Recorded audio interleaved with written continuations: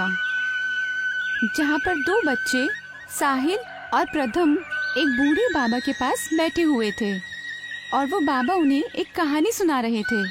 मुरलीधर कस्बे से जुड़े हुए महासागर में एक कस्बा जुड़ा हुआ है जो बिल्कुल महासागर के दरमियान है। वहाँ के कस्बे में हमारे तुम्हारे जैसे ही लोग रहते हैं और वहाँ के घर मछलियों से बने होते हैं। क्या सच में वहाँ के घर मछलियों से बने होते हैं? हाँ, वहाँ के घर मछलियों से बने होते हैं और वहाँ भी इस कस्बे की तरह प्रधान और जमींदार होते हैं। सब कुछ है वहाँ पर। मुझे इस बात पर यकीन नहीं हो रहा है बाबा, महासागर के बीचों बीच कोई गांव हो सकता है? मैं कैसे यकीन करूं? ये बात एकदम ठीक है, चाहो तो जाकर देख लो। हम वहाँ जा सकते हैं? हाँ हाँ, बिल्कुल जा सकते हो, अगर तुम्हारे अंदर जज्बा और जुर्रत हो तो। जब मैं बड़ा हो जाऊंगा तो जरूर उस मछली कस्बे में जाऊंगा। तुम जाना चाहते हो तो चले जाना, मैं तो नहीं जाऊंगा। ये तो वक्त ही बताएगा, क्योंकि जब मैं जाऊंगा तो तुम्हें भी आना ही होगा। 18 साल बाद साहिल एक दिन प्रदुम को समुंदर के पास बुलाता है और एक नाव भी तैयार रखता है। प्रदुम साहिल के बुलाने पर वहाँ आ जाता है। क्या हुआ साहिल, आज तुमने यहाँ क्यों बुलाया? तुम्हें वो कहानी याद है? कौन सी कहानी? अरे वो बुजुर्ग बाबा जो हमें कहानी सुनाया करते थे ना जब हम छोटे थे।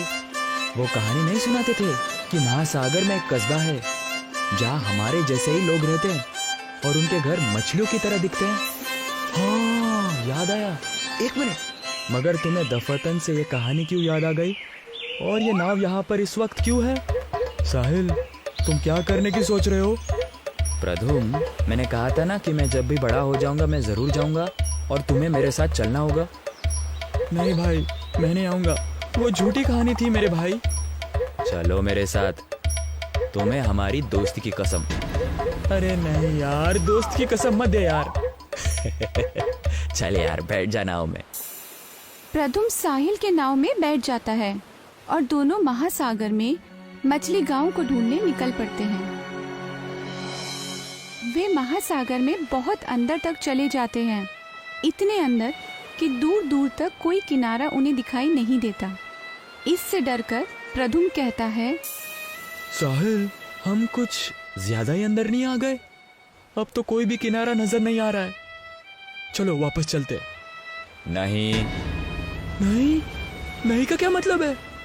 हम वापस नहीं जा सकते क्योंकि मैं रास्ता भूल चुका हूँ। क्या?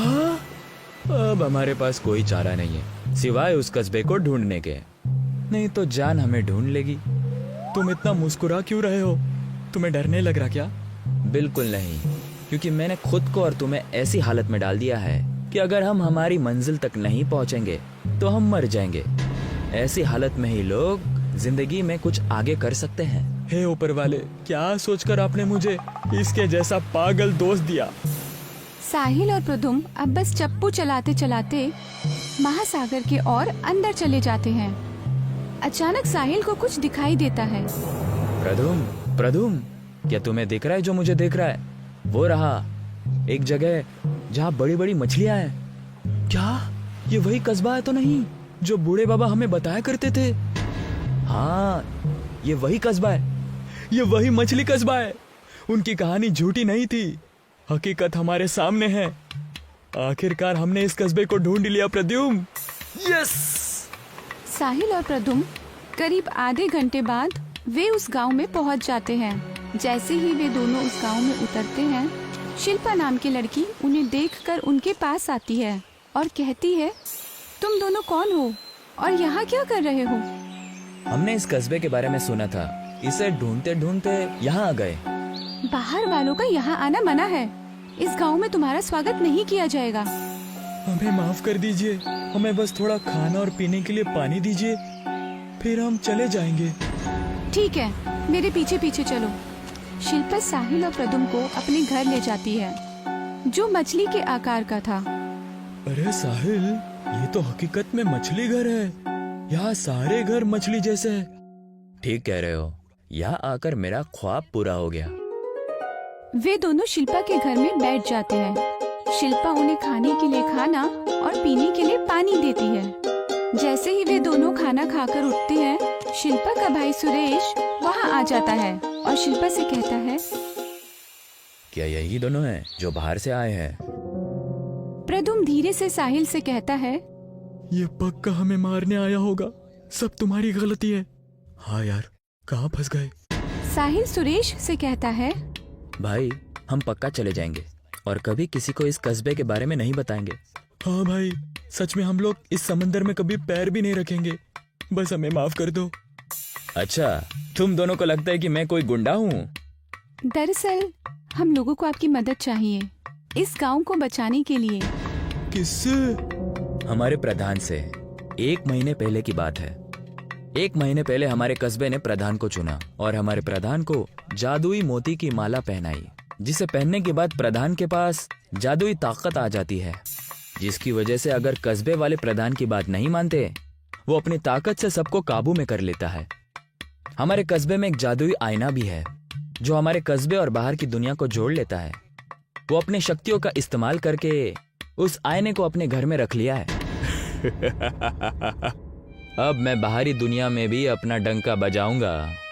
मैं इस कस्बे में आसानी से मिलने वाले मोतियों को बाहर बेचकर बहुत रईस हो जाऊंगा और अपने ताकत का इस्तेमाल करके कस्बे वालों के ही मोती बिनने के लिए कहूंगा। प्रधान इतना लालची इंसान निकलेगा, ये मैंने कभी सोचा नहीं था। हमारे गांव के मोतियों में जादुई ताकत होती है। अगर उनके साथ कोई छेड़छाड़ करे तो उनकी समस्याएं हमारे गांव को भी झेलनी पड़ती हैं। तो आप चाहते क्या है? इसमें हम आपकी कैसे मदद कर सकते हैं? क्योंकि आप इस कस्बे के नहीं हैं, तो प्रधान की शक्तियों का असर आप पर नहीं होगा। ओह, समझ गया, बिल्कुल समझ गया। आप चाहते हैं कि हम उस प्रधान से वो आईना जो बाहरी दुनिया को इस मछली कस्बे से जोड़ता है, उसे उसके घर से चुरा ले, यही ना? वो वापस से अपने मोतियों की ताकत का इस्तेमाल करके वो आईना ले लेगा। हमें उस मोती की माला को उसके गले से चुराना होगा। बिल्कुल, हमने तो उसे अच्छा समझा था, लेकिन वो लालची निकला। कोई बात नहीं, आप सब हम पर छोड़ दीजिए। सुरेश और शिल्पा दोनों प्रधान के घर के बाहर पहुंचते हैं और प्रधान को आवाज लगाने लगते हैं। प्रधान जी, प्रधान जी। प्रधान जब वो ये आवाज सुनता है तो कहता है, कौन है जो इतनी सुबह सुबह आवाज लगा रहा है? जाकर देखता हूँ। प्रधान घर के बाहर आता है। ओह, तुम दोनों भाई बहन हो। क्या हुआ? इतनी सुबह सुबह मेरे घर के बाहर आकर क्यों चिल्ला रहे हो? प्रधान जी, गांव के अनमोल मोतियों को बाहरी दुनिया के साथ मत बांटिए। ये हमारे गांव के लिए अच्छा नहीं है। हाँ, हमारा कस्बा इन्हीं अनमोल मोतियों की वजह से बाहरी दुनिया से छिपा हुआ है। निकल जाओ यहाँ से, नहीं तो ऐसा मजा चखाऊंगा कि तुम लोगों के होश उड़ जाएंगे। पता है ना, मेरे पास जादुई मोती की माला है। प्रधान जी, ये गलत है। साहिल और प्रद्युम्न चुपके से प्रधान के घर में घुस जाते हैं। सुरेश और शिल्पा वहाँ सिर्फ प्रधान का ध्यान खींचने के लिए आए थे। प्रधान दूसरी ओर अपना हाथ आगे करता है और सुरेश और शिल्पा से कहता है, तुम दोनों अभी के अभी मूर्ति की तरह खड़े हो जाओ। प्रधान के इतना कहते ही दोनों खम्बे की तरह एक जगह खड़े हो गए और दूसरी ओर साहिल और प्रद्युम्न वो आईना ढूंढने लगते हैं। अरे, प्रधान ने यहाँ आईना कहाँ रखा होगा? पता नहीं, जल्दी ढूंढो, नहीं तो ये आदमी हमें खंबा ना बना दे। इसका जादू शायद हम पर काम नहीं करेगा। और अगर कर लिया तो? और नहीं किया तो? साहिल और प्रद्युम्न प्रधान के घर में झगड़ने लगते हैं। इतने में ही प्रधान उनकी आवाज सुनकर अंदर आ जाता है। कौन है अंदर? सामने आओ, नहीं तो खंबा बना दूंगा। साहिल प्रधान के कमरे में भाग जाता है। जब प्रधान अंदर आकर साहिल को देखता है तो वो कहता है, तुम कौन हो? पक्का तुम मेरा जादुई आईना चुराने आए थे? नहीं, बिल्कुल नहीं, मैं और मेरा दोस्त तो। तुम्हारा दोस्त? तुम तो अकेले खड़े हो। हाँ? प्रद्युम्न जब इधर उधर देखता है तो उसे साहिल कहीं नजर नहीं आता। धोखेबाज, मुझे अकेला छोड़कर भाग गया, उसे तो मैं छोड़ूंगा नहीं। तैयार हो जाओ खंबा बनने के लिए। प्रद्युम्न अपनी आंखें बंद कर लेता है और प्रधान प्रद्युम्न से कहता है, मेरी ताकत दिखाओ अपनी जादू और बनाओ इसे खंबा। प्रद्युम्न पर उसकी ताकत का कुछ असर नहीं होता और पीछे से साहिल चुपके से आकर प्रधान के गले से उसके मोतियों की माला खींचकर उसके गले से निकाल देता है। जैसे ही माला उसके गले से उतरती है, सुरेश और शिल्पा ठीक हो जाते हैं और अंदर आ जाते हैं। सुरेश जल्दी से उस माला को अपने गले में पहन लेता है। वो माला मेरी है, मुझे वापस दो। अब मोतियों की शक्ति मेरे पास महफूज रहेगी। हे मोतियों की माला, सुन मेरी बात और बना दे इसे खंबा। सुरेश के इतना कहते ही प्रधान उस खम्बे की तरह एक ही जगह पर बिना हिले खड़ा हो जाता है और अगले दिन गांव वाले सुरेश को प्रधान बना देते हैं और आईना भी सुरेश को मिल जाता है। सुरेश और बाकी सब उसी जगह मिलते हैं जहां पर साहिल और प्रद्युम्न अपनी नाव लेकर आए थे। तुम दोनों का बहुत बहुत शुक्रिया, साहिल और प्रद्युम्न। यह हमारा फर्ज था सुरेश। और मेरा भी। आप लोग इस आईने के अंदर जाएंगे तो सीधे अपने गांव में पहुंच जाएंगे। साहिल और प्रद्युम्न दोनों उस गांव में चले जाते हैं और सीधे अपने गांव में पहुंच जाते हैं और सबको ये कहानी सुनाने लगते हैं। नीलगिरी पर्वत के पास ही एक समुद्र था। वहाँ भूरा अपनी बीवी और बच्चों के साथ रहता था और वो नमक चुन के बेचने का काम किया करता था। मैं कोई ऐसा गीत गाऊं कि आरज़ू जगाऊं, अगर तुम कहो ला ला ला ला ला ला ला ला ला। भूरा हमेशा की तरह समुद्र के तट पर नमक बिनने चला गया। नमक बिनकर उसे छानकर वो उसे छोटे छोटे दामों में बेचा करता था। बताओ लंबरदार भाई, कितने में खरीदोगे आज मेरा नमक? जितने में रोज खरीदता हूँ उससे 10 आने कम, और कल से शायद और दाम गिर जाए। अगर दाम हमेशा कम होते रहेंगे तो मेरा घर कैसे चलेगा? घर पे मेरा एक बच्चा भी है जो छोटा सा भी है, कुछ तो पैसे बढ़ाइए। भाई मेरे हाथ में थोड़ी ना है, वो तो सब ऊपर के कारोबारी करते हैं, हमें उन्हें भी पैसे पहुंचाने पड़ते हैं। आपके पास कोई और काम है तो मुझे दे दीजिए ना आप। मेरे पास कोई काम होता तो मैं नहीं कर लेता। पूरे दिन नमक में रह रह कर मैं भी परेशान हूँ। भूरा पहले से ही नमक ज्यादा दामों पर न बेचने की वजह से बहुत परेशान था। उतरे में ही वहाँ पर एक चौकीदार आया और उसे कहने लगा, ऐसा चुप चुप कर मत भागो, मैंने तुम्हें मुंह छुपाते हुए देख लिया है। अरे नहीं साहब, मैं क्यों भागूं? मैं तो अपना अब पसीना पहुंच रहा था। आप खामखा शक कर रहे हैं। सिर्फ काम की बात करता हूँ। हफ्ता निकालो, हफ्ता। हाँ ये लीजिए पूरे 500 रुपए। भूरा ने उस दिन जितने भी पैसे कमाए थे सारे ही उस चौकीदार को दे दिए और बचे हुए 100 रुपए के खाने का कुछ राशन ले लिया और घर चला गया। आप ये जो रत्ती भर का खाना लेकर आए हैं, इससे किसका पेट भरेगा? और बेतुके काम करना बंद कर दीजिए आप और चलिए आप मेरे मायके। मैं आपको वहाँ कोई न कोई नौकरी दिलवा दूंगी।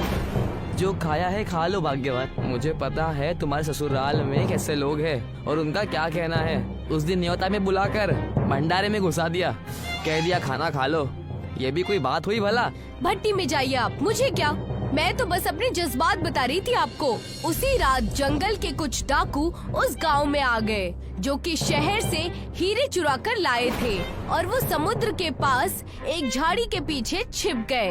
इन हीरो को हमें कहीं छुपाना होगा वरना हमें पुलिस पकड़ लेगी। जी सरदार, पुलिस वालों के डंडे बेहद जोर से लगते हैं, लेकिन हम इन हीरो को छुपाएंगे कहाँ? आप सब फिक्र ना करें, सामने ही नमक का ढेर लगा हुआ है। इन हीरो को नमक के ढेरों में डाल देते हैं। वैसे भी छोटे छोटे हीरे हैं, किसी को कुछ पता नहीं चलेगा। सरदार और उसके चेलों ने छोटे छोटे हीरों के टुकड़े नमक में मिला दिए और वो लोग पुलिस से डरकर भाग गए। अगले दिन जब भूरा नमक इकट्ठा करने वहाँ पहुँचा तो उसकी आंखों में उनकी चमक पड़ी। ये ढेर कुछ अजीब सा लग रहा है। इतना तहलका किसने मचा दिया यहाँ? सब बिक रहा है। भूरा वहाँ जाकर नमक चुनने लगा बाजार में बेचने के लिए। तभी उसकी नजर एक चमकते हुए छोटे से टुकड़े पर पड़ी। ये चमकता हुआ नमक, ये कैसा नमक है? बेहद तेज चमक रहा है। ये हीरा तो नहीं है। भूरा उस हीरे के टुकड़े को लेकर वहाँ से चला गया और एक जौहरी के पास जाकर उस टुकड़े को उसे दिखाता है। मूलचंद जी, ये बताइए, ये हीरे कितने में लेंगे आप? और ये हीरा है कितने का? होश में तो हो, नमक बेचने की जगह सूंघने भी लगे हो तुम तो। हीरा, और वो भी तुम्हारे पास। ये देखिए तो सही। भूरा मूलचंद को हीरे दिखा देता है, जिसे देखकर मूलचंद जौहरी एकदम हैरान रह जाता है और कहता है, ये हीरा तुम्हें कहाँ से मिला? इस छोटे से हीरे की कीमत पूरे 1 लाख है। तुम्हें ये किसने दिया? वो सब आप छोड़िए ना, और बताइए कि हीरे खरीदेंगे या नहीं, वरना मैं कहीं और जाता हूँ। तुम यही रहो, मैं पैसे लेकर अभी आया, बस कहीं बेचना नहीं। मूलचंद ने भूरा को पूरे 1 लाख रुपए दे दिए। भूरा की खुशी का कोई ठिकाना नहीं था। कई सारे गहने, कपड़े और कई सालों तक का घर का राशन लेकर वो अपने घर चला गया और अपनी बीवी से कहने लगा, भाग्यवान, लगता है ऊपर वाले ने हमारी सुन ली। ये देखो, इतने सारे पैसे आ गए। मुझे तो यकीन नहीं हो रहा। ऐसा लग रहा है कि जैसे कोई सपना है ये। कहीं आप चोरी वोरी तो नहीं करने लगे ना जी? कहीं आपने डकैती का काम तो नहीं शुरू कर दिया? कहाँ से आए आपके पास इतने पैसे? तब जाकर भूरा अपनी बीवी को सारी सच्चाई बताता है और तब रेशमा कहती है, अरे पगलू, एक हीरे के अगर 1 लाख मिल गए तो सोचिए, अगर हमारे पास सारे हीरे हुए तो हम कहाँ से कहाँ पहुँच जाएंगे। लेकिन और हीरे हम लाएंगे कहाँ से? हमें उसी ढेर के पास चलकर देखना चाहिए। रेशमा और भूरा उस हीरे के नमक यानी समुद्र के तट पर चले जाते हैं और वहाँ जाकर नमक में से हीरे ढूंढने लगते हैं और उन्हें कई सारे हीरे मिल जाते हैं। उतने में ही वहाँ पर पुलिस वाले आते हैं, जिनकी कैद में वो डाकू रहते हैं। बताओ तुम्हारा सरदार कौन है? बताओ कौन है तुम्हारा सरदार? ये खड़ा है ना आपके सामने, भूरा है हमारा सरदार। ये क्या बकवास कर रहे हो? मैं तो तुम्हें जानता भी नहीं हूँ। तुम मेरा नाम कैसे जानते हो? अरे भोला भाई, झूठ क्यों बोल रहे हो? अब हमारा भांडा फूट चुका है। इंस्पेक्टर साहब, अगर आपको यकीन नहीं होता तो आप भूरा के घर चलकर देख लीजिए, और उसके हाथ में अभी भी हीरे हैं। उतने में ही वहाँ पर एक हवलदार आया और कहने लगा, जी इंस्पेक्टर साहब, ये बात सच है। भूरा के घर में सोने के गहने और कई सारे बेशकीमती सामान मिले हैं। हवलदार की इतनी बात सुनते ही पुलिस ने भूरा और रेशमा को कैद खाने में कैद कर लिया और उन्हें वहाँ डाकुओं के साथ बंद कर दिया। हे भगवान, ये कैसी नाइंसाफी है। दूसरों का इल्जाम हम पर लग रहा है। आखिर हमने ऐसा क्या गलत कर दिया है? मुझे तो कुछ भी समझ में नहीं आ रहा। तुम फिक्र मत करो, मैं कुछ करता हूँ। इन डाकुओं ने ऐसी साजिश हमारे साथ ही क्यों की, ये मुझे समझ में नहीं आ रहा। उन्हें मायूस देखकर डाकू का चेला बोला, लगता है तुम अब तक समझ नहीं पाए। हमने साजिश के लिए तुम्हें यहाँ फंसा दिया है। हमारा सरदार बनकर तुम यहाँ पर उम्र भर कैद रहोगे और हम कुछ महीनों में ही छूटकर यहाँ से चले जाएंगे। बड़ा बेवकूफ है ये। भूरा उन डाकुओं के कैद में आकर फंस गया था और अपनी किस्मत को कोस रहा था। उतने में ही उस जेल की दीवार के बीचों बीच एक बड़ा सा छेद हुआ और उसमें से एक भूत निकल कर आया, जो आकर कहने लगा, ये इंसान पता नहीं जेल में रोते क्यों है। मुझे देखो, मैं कितना खुश हूँ। इसकी तकलीफ का हल मैं दिखा दूंगा। और वो भूत जाकर भूरा से बात करने लगा। उस भूत को देखकर भूरा और रेशमा दोनों बेहद डर गए। भूत, भूत, ये क्या हो रहा है? शोर मत मचाओ वरना सब आ जाएंगे। मैं इसी जेल का भूत हूँ। कई साल पहले मुझे यही सजा मिली थी, तब से मैं बेगुनाहों को यहाँ से रिहा कर देता हूँ। चलो, कम से कम एक भूत तो है जिसे हम बेगुनाह लगे। कैसे रिहा करोगे हमें? तुम दोनों को ही उस जेल में रखे हुए पानी पर ये हल्दी लगा देनी है। ये जादुई हल्दी है जिसे पीकर सारे पुलिस वाले सारा माजरा समझ जाएंगे और तुम निर्दोष साबित हो जाओगे। उस मटके पर हम हल्दी कैसे लगाए? हम अंदर कैद है, आप ही लगा दीजिए ना। भूरा की बात सुनकर भूत ने मटके की पानी पर हल्दी लगा दिए और जब पुलिस वालों ने हल्दी वाला पानी पिया तो उन्हें सारी सच्चाई नजर आ गई। उन्हें सच का पता चल गया। तुम बाइज्जत बरी किए जाते हो, इन डाकुओं को सजा मिलेगी, हमें माफ करना। रेशमा और भूरा दोनों ही अपने घर चले गए और दोनों मायूस हो गए। तब उनकी नजर उनके घर पर पड़ी। उनके घर पर रखे हुए नमक चमक रहे थे। ये क्या हो रहा है? ये नमक चमक क्यों रहा है? अरे ये तो हीरो के नमक है। अब ये कैसे हुआ? ये तो नामुमकिन है। ये सब जरूर उस जेल वाले भूत के ताकत का कमाल है। उसने हमारी जिंदगी बदल दी। और क्या था, भूरे के घर में रखे हुए नमक हीरे के बन गए थे। भूरा उसे बेचकर बहुत बड़ा रईस आदमी बन गया। हीरे की नमक बेचने से उसका कारोबार धमाकेदार चलने लगा और उन पैसों से भूरा लोगों की मदद करने लगा और अपनी जिंदगी खुशी खुशी बिताने लगा। ये कहानी समुद्र के लुटेरे शमशेर की है, जो कि जाना माना समुद्री लुटेरा था। अपने साथियों के साथ उधम मचाना ही उसका काम था। शमशेर और उसके साथियों को जैसे ही मौका मिलता वो आकर गांव और बस्तियों को लूट कर चले जाते।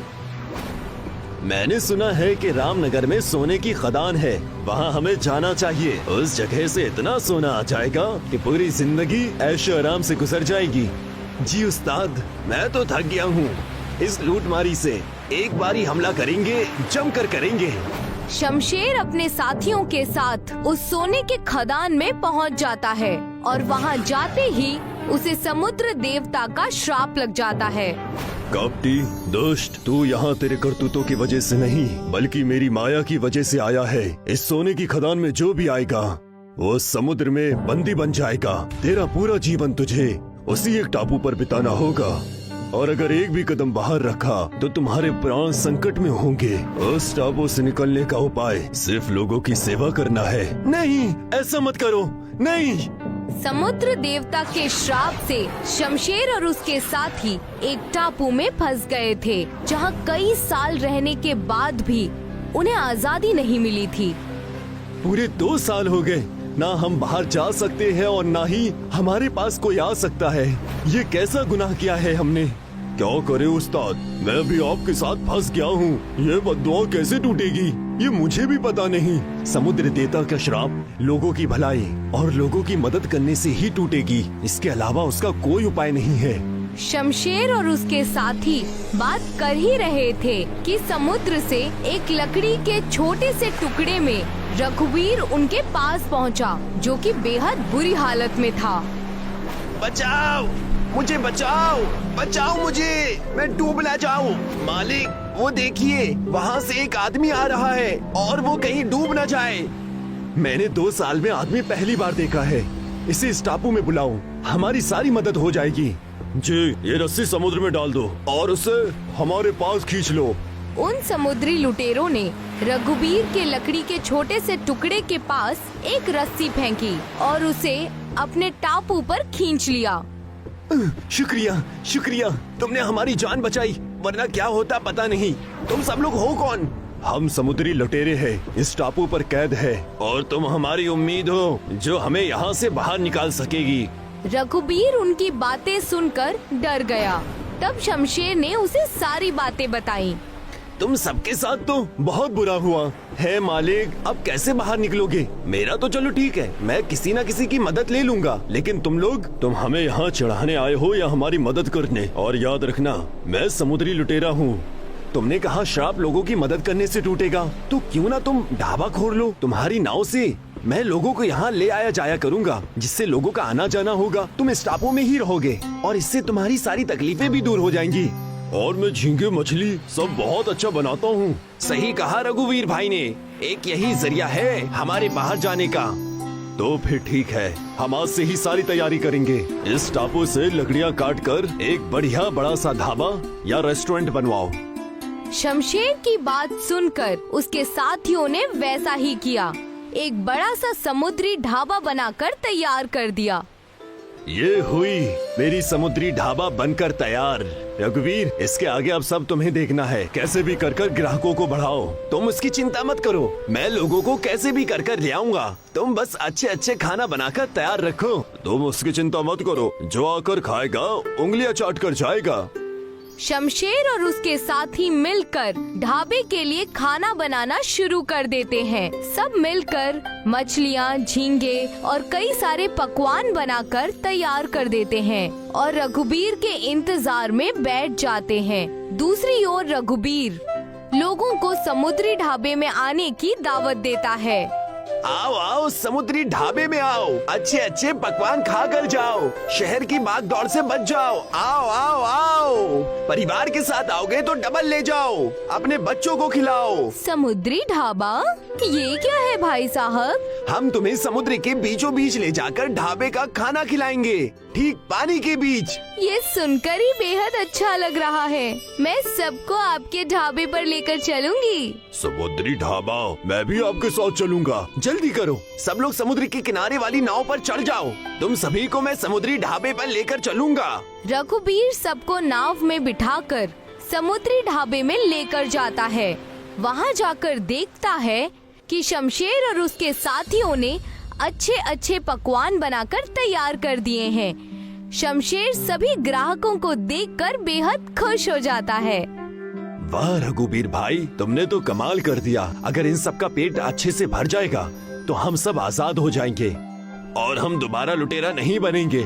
सिर्फ हम घर जाकर अपना गुजारा करेंगे। बिल्कुल सही कहा, किससे चोरी करना अच्छा लगता है, वो तो हालात बुरे हो जाते हैं। चलो सबको खाना बांटो। शमशेर और उसके साथियों ने सबको खाना खिलाया। सब बड़े चाव से मछलियाँ खा रहे थे, जिसे देखकर रघुबीर और शमशेर दोनों ही बेहद खुश थे। मैं तुम्हें यहाँ से निकाल कर रहूंगा। हम ये काम करते रहेंगे। ये काम जब तक करना है जब तक समुद्र देवता प्रकट न हो जाए। वो जरूर हमारी गुजारिश सुनेंगे। रघुबीर शहर से लोगों को समुद्री ढाबे में लेकर आता है। लोग आते गए और शमशेर अपने समुद्री ढाबे से लोगों का पेट भरता गया। धीरे धीरे 1 साल बीत चुके थे। एक दिन एक भिखारी नाव में बैठकर समुद्री ढाबे में आया, जिसे देखकर शमशेर ने कहा, आप कौन? मैंने आपको यहाँ पहली बार देखा है। मैं आया भी पहली बार हूँ। अरे ये एक भिखारी है, इसे भूख लगी थी इसीलिए मैंने नाव में बैठा लिया। इन्हें भी आज खाना खिला दो। यह भी कोई कहने की बात है, ये काम तो हम जरूर करेंगे। शमशेर ने उस बूढ़े भिखारी को अपने हाथ से खाना खिलाया। जैसे ही एक निवाला उस भिखारी ने खाया, वो समुद्री देवता के रूप में प्रकट हो गए और कहने लगे, मैं तुम्हारे परिश्रम और अच्छे भाव से प्रसन्न हुआ शमशेर। तुमने अपने आप को सिर्फ बाहर से नहीं बल्कि अंदर से भी पूरी तरह से बदल दिया है। मैं तुमसे प्रसन्न हूँ, इसीलिए मैं तुम्हें और तुम्हारे इन साथियों को यहाँ से आजाद करता हूँ। मैं हर एक चीज समझ और सीख चुका हूँ। अब से मैं इस टापू पर समुद्री ढाबा चलाया करूँगा और लोगों की भूख मिटाया करूँगा। इसीलिए मेरा एक वरदान है तुम्हें, तुम और तुम्हारे साथी इस ढाबे में जो भी बनाओगे वो कभी समाप्त नहीं होगा, आजीवन चलता रहेगा। तथास्तु। इतना कहकर समुद्री देवता गायब हो गए। उनकी बात सुनकर शमशेर और रघुबीर ने अपना जादुई समुद्री ढाबा चलाना शुरू कर दिया। देखते ही देखते सारे शहर और मोहल्लों में समुद्री ढाबे का बोलबाला हो गया और सब हंसी खुशी वहां आने लगे। अब शमशेर और उसके साथी श्राप से आजाद होकर शहर और गांव घूमने जाया करते थे। सब लोग खुशी खुशी रहने लगे।